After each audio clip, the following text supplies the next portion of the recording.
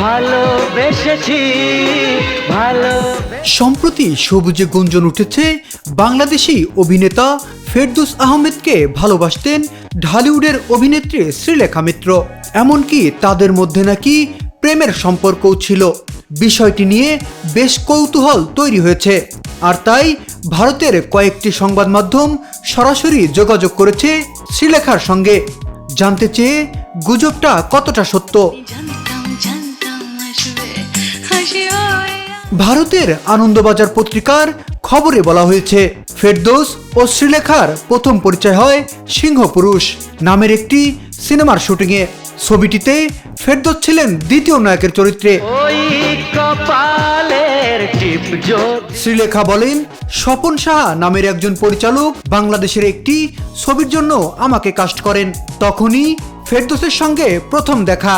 ও খুবই শান্ত আর ভদ্র ছিল, তাই সহশিল্পী হিসেবে আমার ভালো লেগেছিল। শ্রীলেখা জানিয়েছেন, পরবর্তী সময়ে পরিচালক বাসু চট্টোপাধ্যায় তাকে হঠাৎ বৃষ্টি ছবির জন্য নায়িকা হিসেবে নিতে চাইলেও নায়ক ঠিক করছিলেন না। তখন শ্রীলেখা নিজেই ফেরদৌসের নাম প্রস্তাব করেন। কোনো ক্ষতি নাই। তিনি বলেন, আমি ওর নাম বলেছিলাম মানেই কি প্রেম ছিল? এটাই কি প্রেমের প্রমাণ?